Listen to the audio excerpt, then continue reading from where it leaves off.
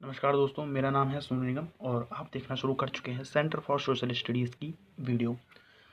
प्राथमिक क्रियाएं वाला जो चैप्टर है उसकी ये लास्ट वीडियो है। हमने सभी प्रकार की प्राथमिक क्रियाओं के बारे में चर्चा कर ली है। केवल सहकारी कृषि क्या होती है, सामूहिक कृषि क्या होती है और जो खनन है उसके बारे में चर्चा करनी बाकी है।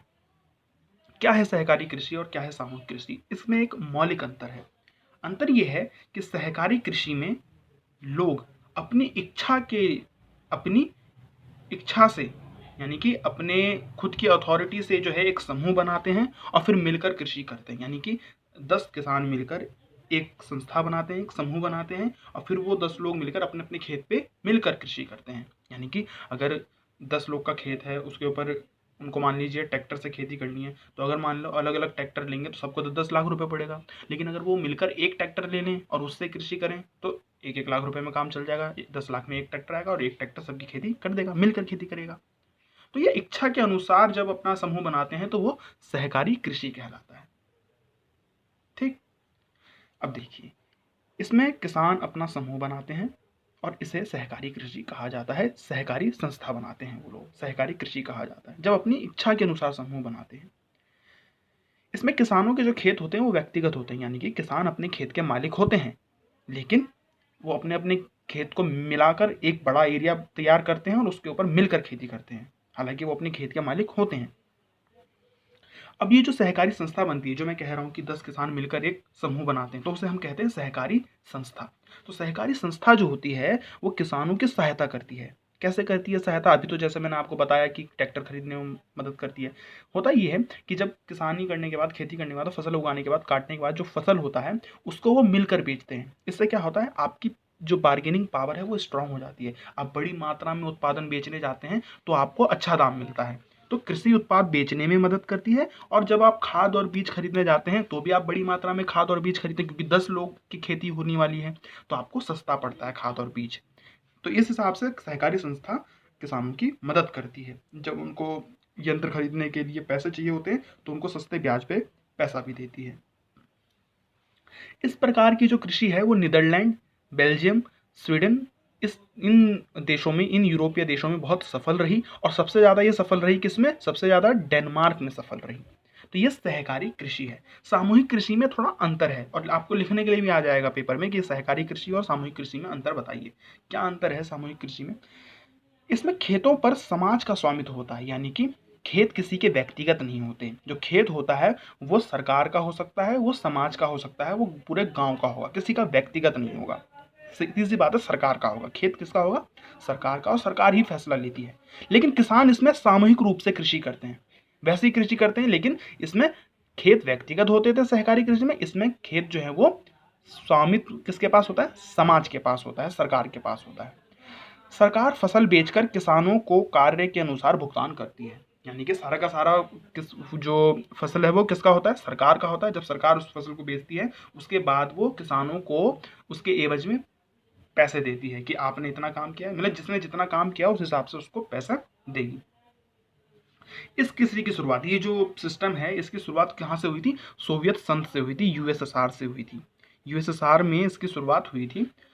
लेकिन आपको पता है होना चाहिए कि सोवियत संघ जो है अब नहीं रहा। तो जब से सोवियत संघ का विघटन हुआ है 1991 के बाद, सोवियत संघ बिखर गया, वो नहीं रहा। तो उसके बाद इस कृषि में बदलाव भी आया, सामूहिक कृषि में बदलाव भी आया है।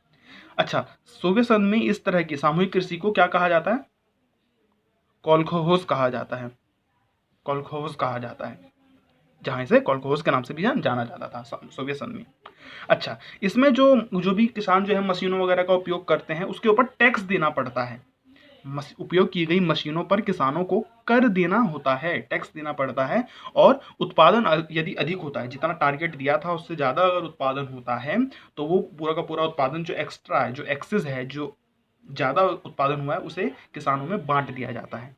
तो ये सामूहिक कृषि है। सहकारी कृषि और सामूहिक कृषि दोनों में बेसिक अंतर है, तो आप इसे लिख लेंगे। आगे बचता है आपका खनन।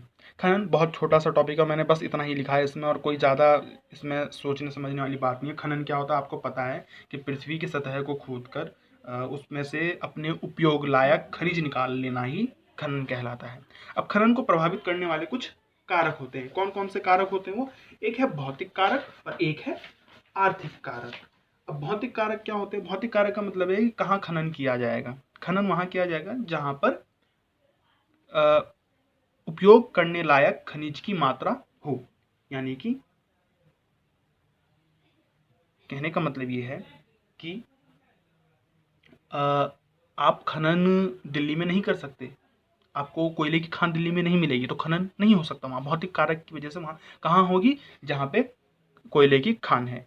आर्थिक कारक का क्या मतलब? आर्थिक कारक का मतलब ये है कि अगर आपको खनन करने में इतना पैसा लग रहा है जितना उससे फायदा नहीं होने वाला। मान लो कि चलो आपने ऐसी जगह खनन किया जहाँ पे आपको कोयला निकल रहा है, लेकिन कोयला निकालने में ही इतना पैसा लग रहा है कि कोयला बिकेगा ही नहीं उतने का, तो आपको कोई फायदा नहीं है। तो खनन को भौतिक और आर्थिक कारक इफेक्ट करते हैं। अगर आपको सस्ते दामों पर खनन करने का मौका मिल रहा है और कोयला निकालने का मौका मिल रहा है, तब आप वहाँ खनन करेंगे।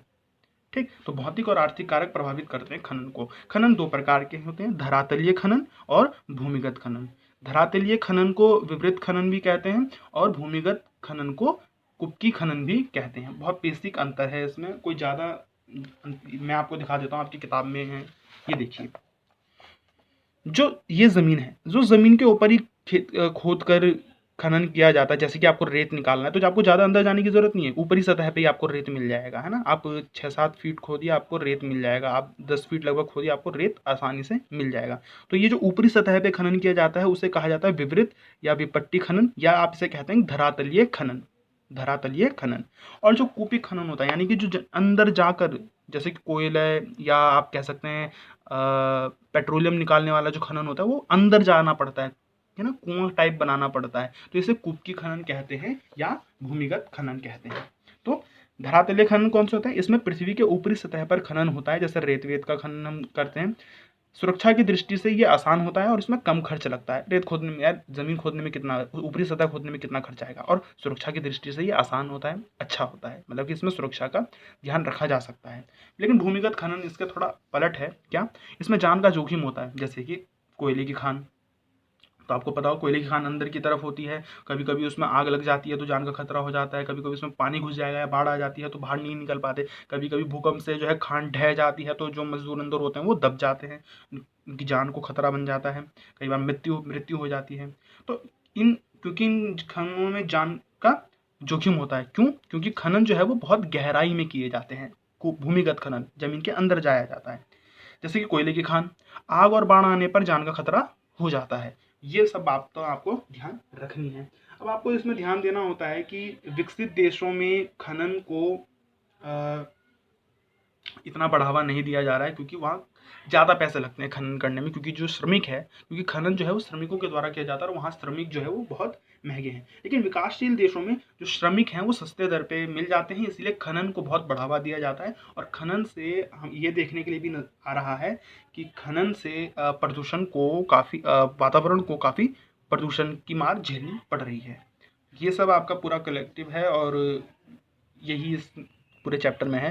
मैं उम्मीद करता हूँ चैप्टर आपको अच्छे से समझ आया होगा। आपके एग्ज़ाम भी है जुलाई में, कोरोना वायरस के बाद वाला, और जब आज से कुछ बहुत दिनों बाद जब ये वीडियो देखी जाएगी तो सोचेंगे कि यार जुलाई में कौन सा एग्ज़ाम होता है, लेकिन 2020 में जो ज्योग्राफी का एग्ज़ाम हो रहा है वो जुलाई में है अभी। तो मैं उम्मीद करता हूँ आपको ये वीडियो समझ आई होगी। वीडियो को शेयर करें, लाइक करें और चैनल को सब्सक्राइब करें। धन्यवाद।